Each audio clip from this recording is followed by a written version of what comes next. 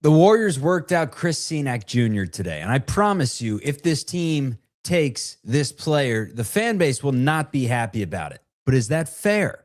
We're going to break it down coming up on today's Locked On Warriors.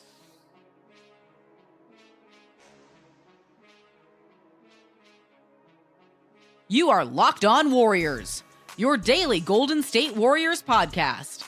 Part of the Locked On Podcast Network, your team every day. Turn it up! What's up, everyone? Welcome to Locked On Warriors. We're part of the Locked On Podcast Network, your team every day. We are going live. Today's episode is brought to you by our friends over at Gametime. Download the Gametime app, create an account, and use code LOCKEDON for $20 off your first purchase. What's going on, everyone? My name's Chuck Walter. On today's program, we're talking about Chris Cenac Jr., the latest Golden State Warrior, I guess, potential Golden State Warrior who worked out with the team. Now, if draft projections and mocks mean anything, he's not going to be touched by a 7-foot pole, about 7 picks away, slotted in potentially from where the Warriors would probably select, but they liked him enough to bring him in. We'll talk about him. We'll talk about a potential upside pick in Cenac against the importance of a now pick like Yaxel. Can we find maybe a little bread and butter, something in the middle, a trade that I like? I'm going to reiterate it, why it could be very possible in the Dubs wish list this offseason. That's what we're getting into on today's program. Let's start off with Chris Cenac Jr., who is very talented. I think that's a fair way to put it when we talk about Cenac. And the Warriors have had the Houston ties lately. I mean, LJ Cryer on the team this past season. I want to say, I know they worked out a Houston Cougar in the Summer League a season prior, I guess last summer. It's either Juwan Roberts or Javier Francis. I think it was Francis. But, maybe there's some ties to Quentin Grimes this offseason. Hell, just get all the Kelvin Sampson players you can get. Chris Cenac Jr. is your prototypical Sampson guy that just is as long as hell, a 7'5" wingspan, that's 6'11", that's 240 pounds. And in order to, I guess, paint a picture of who this guy comps to in the NBA and whether you would be interested or not, what if I told you that the Warriors could trade their 11th pick right now, just 11, straight up, and you could get Kel'el Ware in return? Yes or no?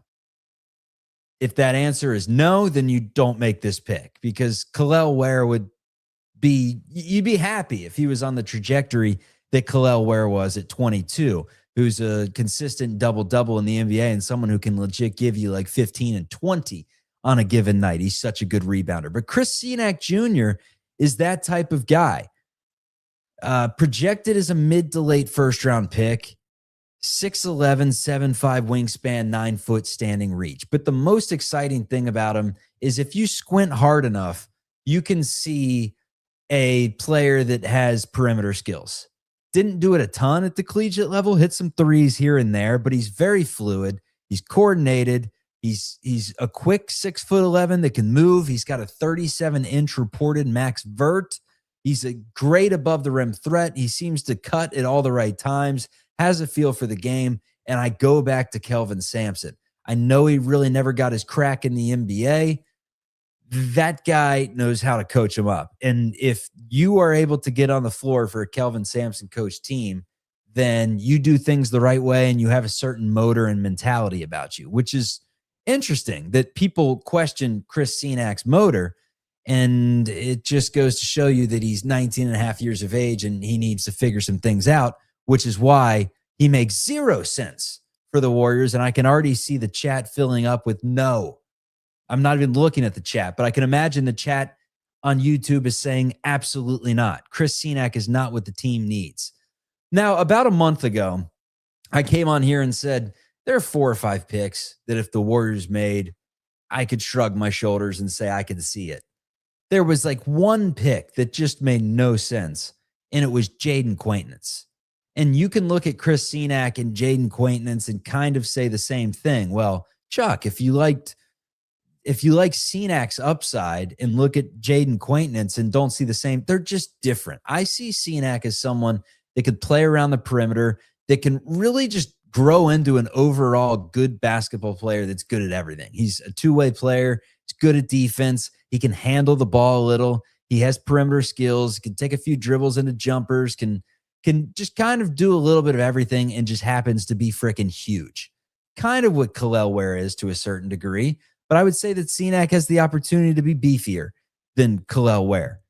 So if you are looking at a player for the Warriors in a season that probably doesn't have any sort of championship aspirations tied to it, if you're in the mindset of the Warriors have no championship aspirations, maybe this is your pick over someone like Yaxel.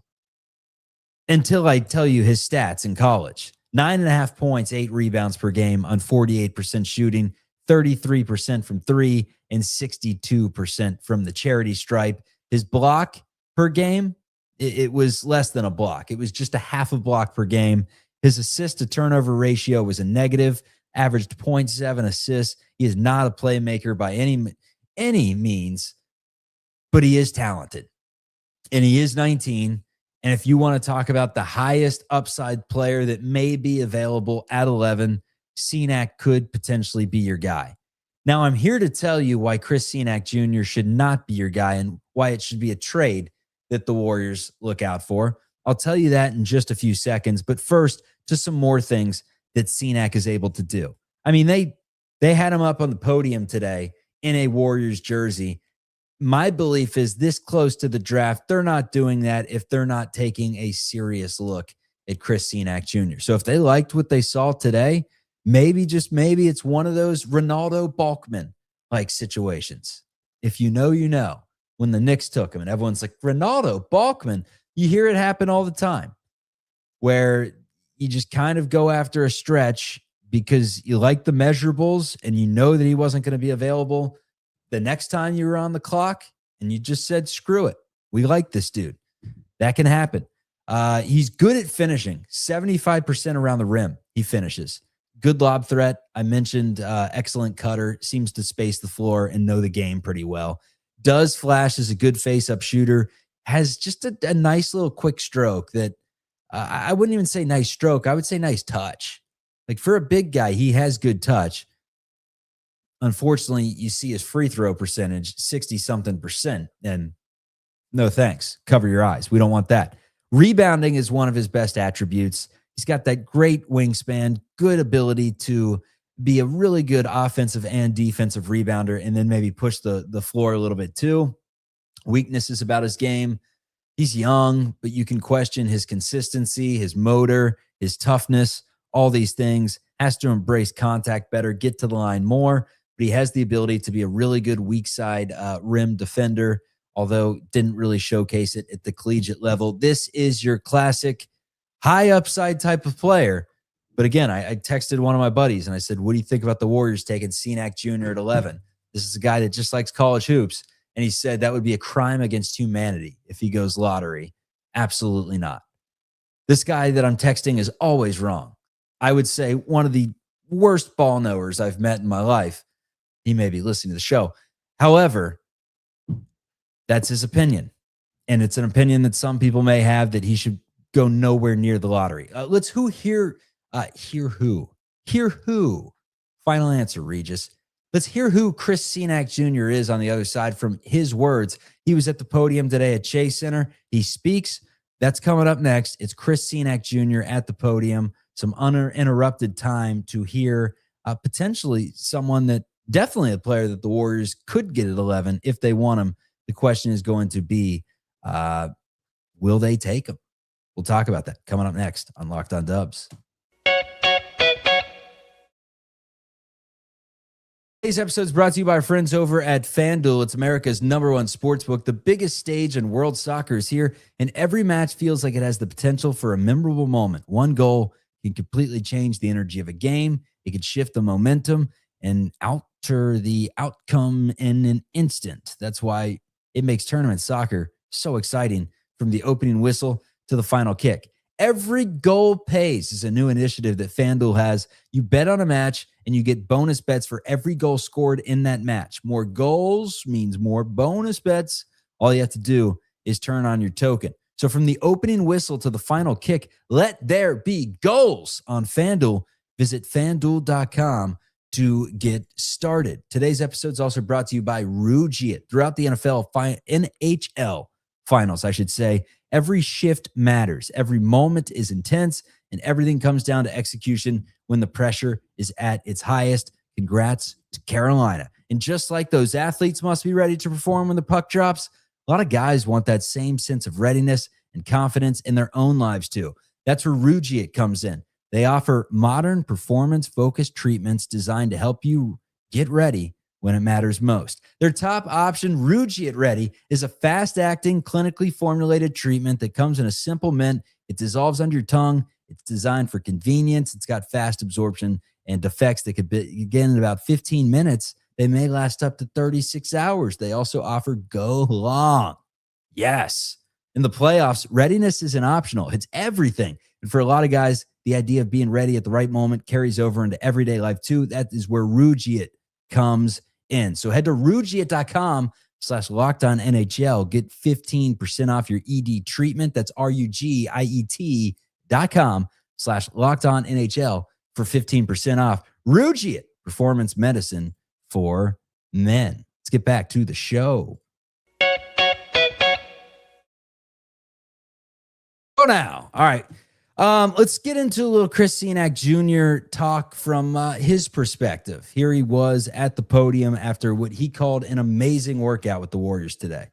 LJ Cryer tell you all what to expect from this organization?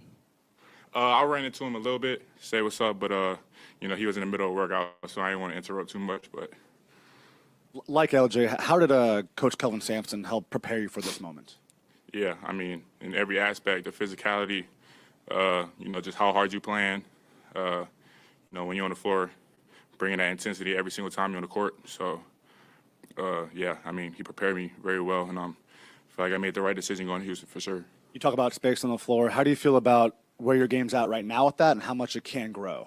Yeah, I mean, my game is, in a really good spot right now for the NBA in that aspect, but, there's so much room for growth that, I can be one of the best in the NBA in the upcoming years. So, I'm just staying in the gym, staying level-headed, staying focused, being patient, just staying in the gym every day and letting everything happen on its own. What were some of the things that you considered when you were thinking about either entering the draft or going back to college? Am I ready? I mean, the goal was always one and done for sure. A lot of people know my story. Coming out of high school, top 10 player projected, one and done. But, there was a lot of things I needed to improve at in my game, like motor, physicality, defense. So, and I feel like I improved a lot in those areas at Houston, and I feel like I'm ready for the next step for sure. Hey, Chris, how has playing with Kingston Flemings this past season kind of helped you expand and develop your own game? Definitely. I mean, he gets everyone better on the court that's playing with him, so, that's definitely helped me a lot. He's a high IQ guy, great point guard, great character. So, just playing with a guy like that has definitely improved my game as well and everybody else on our team. How do you see yourself fitting into this Warriors team? Yeah, I mean, playing with all the guys, being able to space the floor, giving, all the guys on the team, Curry, everyone, space in the paint, and, just showing defense, on my matchup, defending, rebounding, and doing whatever it is that, Steve Kerr and the organization would need me to do on the floor. Do you see yourself as more of a power forward or a center? I would say a 4, but I can play both. With these workouts also comes interviews. What's the biggest thing you want to get across in interviews, not just with the Warriors, but just in general to the draft process? Nothing specifically, just, being myself, whatever questions they ask, being honest about it, just being myself, being a high character guy like I am and like how my parents raised me. How much do you pay attention to mock drafts? I mean, it seems like there's a lot of range here. You could be late lottery, you could be late first round. How much do you monitor that, and how much does that matter to you? I mean, honestly, I don't pay attention to it. It doesn't really matter to me at all, honestly, because, you know, I feel like the guys that are important and that are making the decisions think otherwise. So that's all that matters. And, yeah, I mean, come draft night, I'm looking forward to it to, you know, prove the world wrong. And whatever organization takes me, they're going to get a high-character guy that's going to play hard every time he's on the floor and do whatever the team needs me to do to help the team win. So. Chris, when you watch the Warriors, what do you think of most? Yeah, I mean, great shooting team that plays hard and defends. Throughout your pre-draft process, when you're doing these workouts with other teams and alongside other prospects, has there been anything that like you've kind of seen from your fellow prospects that maybe you want to incorporate into your own game? Not really. I mean, I think my game is my game. It's different than most players, and I kind of just stick to that. And, you know, but there's always room to learn and room for improvement. So, you know, I'm always keeping my eyes open to, you know, what other players are doing that I can add that to my game for sure. Who are some of the players that you watch the most or try to model your game after, though? Yeah, guys like Anthony Davis, some Jaren Jackson, you know, a little bit of Naz Reid. Just, you know, those 6'10", 6'11" versatile guys pretty much can do it all on the floor. Rebound, defend, do whatever the team needs them to do. How would you just describe this whole pre-draft process, and how many teams have you worked out for so far? This is my 8th workout, I believe. And, I mean, the process has been great. I mean, I'm blessed to be in this position. You know, I think about it every night, you know, go into every day with a positive attitude. You know, it's a lot of people that wish they were in my position. So, you know, just going into every day, you know, with a good attitude, having fun, and competing, you know, with every team that I'm going to.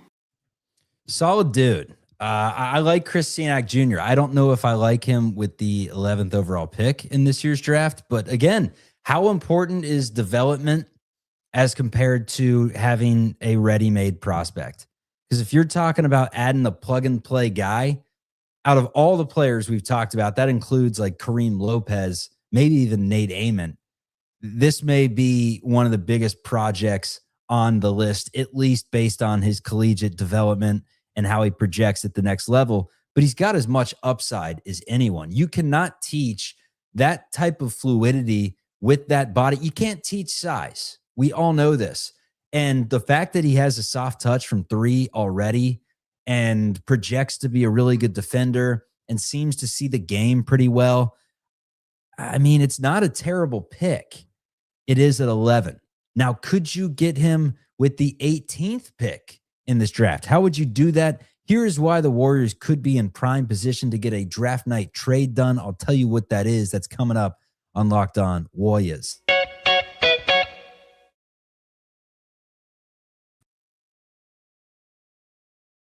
You know, I carry a lot of responsibility in my household. If something happened to me, there would be serious consequences. We have a mortgage, we got tuition, we got everyday bills.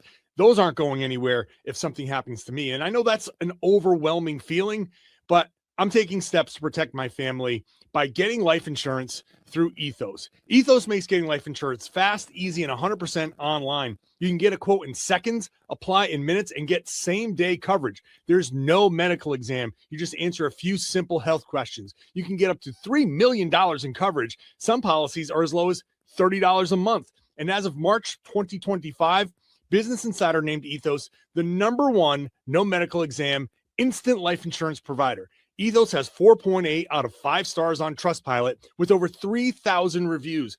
Protect your family with life insurance from Ethos now by going to ethos.com/LockedOnNBA. In as little as 10 minutes, you can get your free quote and up to $3 million in coverage at ethos.com/LockedOnNBA. That's ethos.com/LockedOnNBA. Ethos.com/LockedOnNBA. Application times and rates may vary.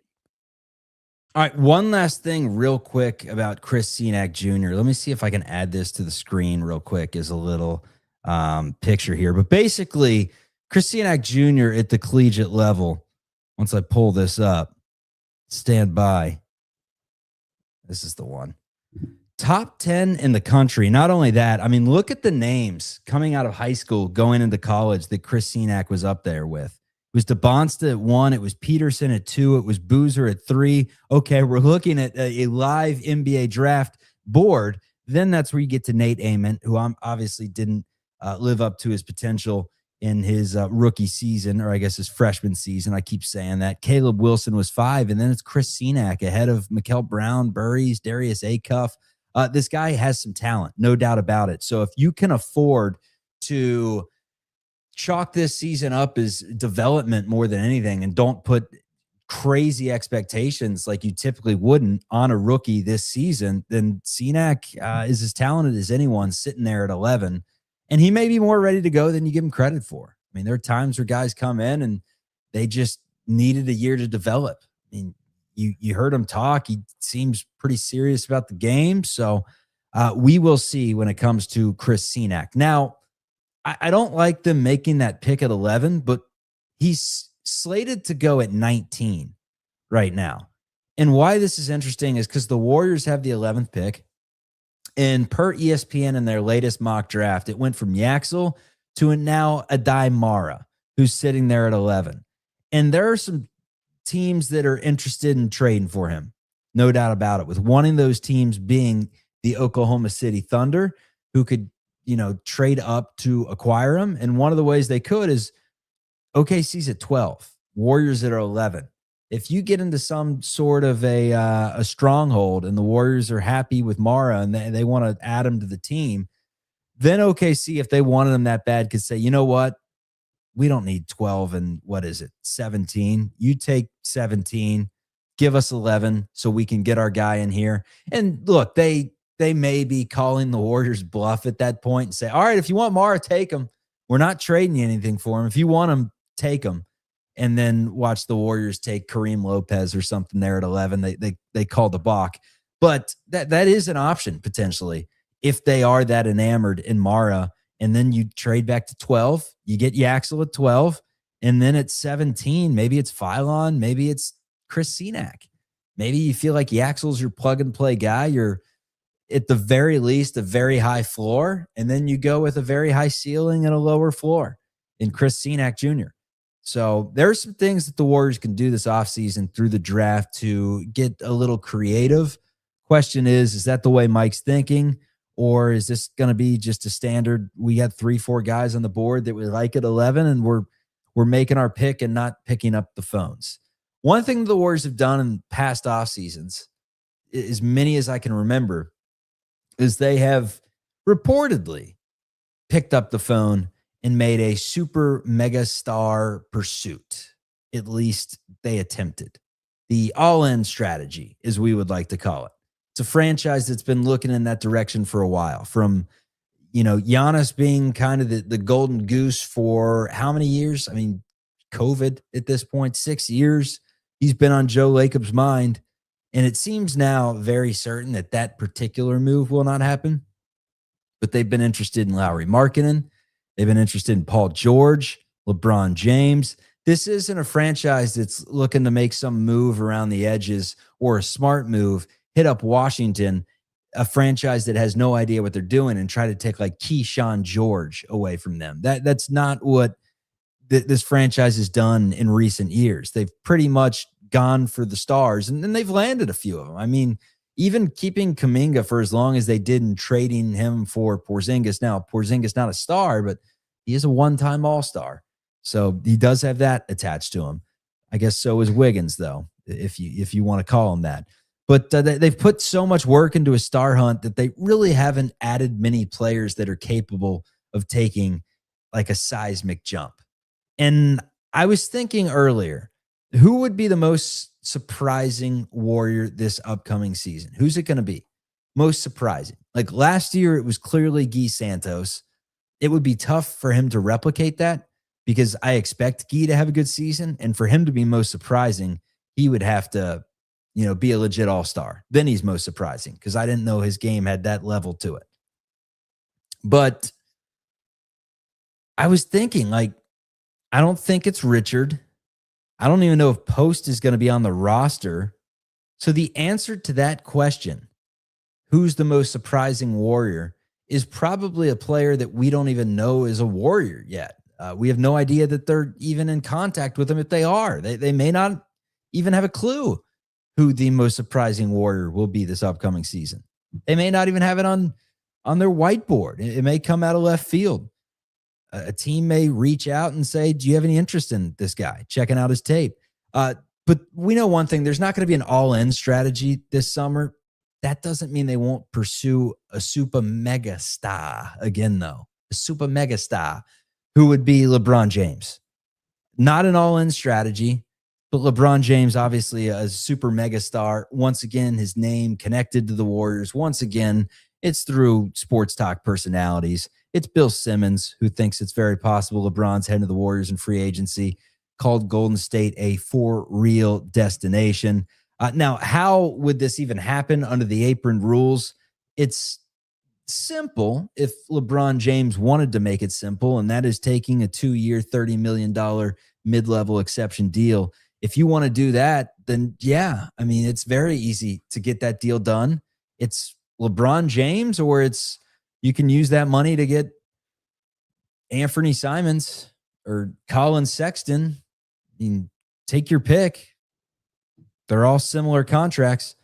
But we had a comment on the YouTube from a viewer that said, quote, this getting LeBron James would make the Warriors organization look so weak and desperate for doing this. It tells me it's all about money and not about championships whatsoever.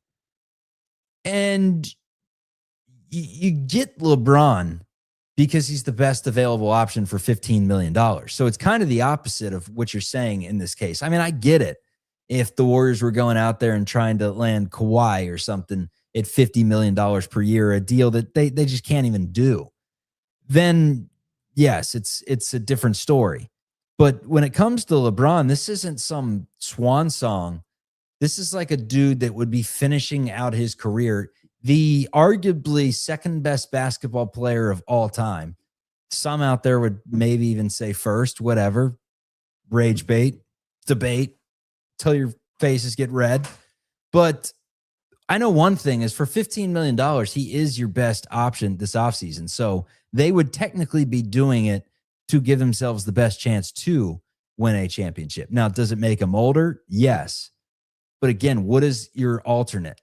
It's going after someone like a Sexton, like a Simons, tying them up to a very similar type deal. You're probably not trying to lock anyone in for more than 2-3 years at this point. And it's riding with one of those guys. And based on what we saw in the postseason, LeBron taking a team that stunk to the second round, that's got to at least tell you something. And that something is he could still play at the very least. He's not the LeBron James we know and hate or love, but mainly hate in this fan base. But he's still the most valuable player you're going to get at $15 million. And if you were to make that move, that's the reason why. If you were to make that move, it's because he fits on the floor with Steph.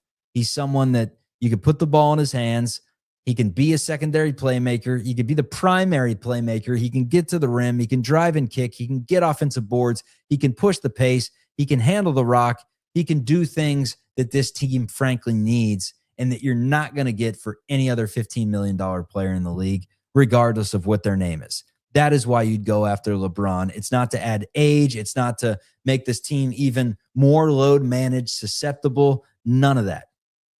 It's simply because for your options and your price point, were he to take that contract, he's the best available option, all other things aside. Make your debates about we don't want to tarnish Steph's legacy, putting him next to Bron, whatever. In terms of actually making the team better, he would. But how much better? And would it truly be worth it to stick him out there? Or would you rather just spend that $15 million on Colin Sexton? I'll leave you with that on today's Locked On Warriors. We appreciate everyone for making this part of your day, part of your week, celebrating 10 years, the Locked On Podcast Network. More about that tomorrow. Happy birthday, Locked On.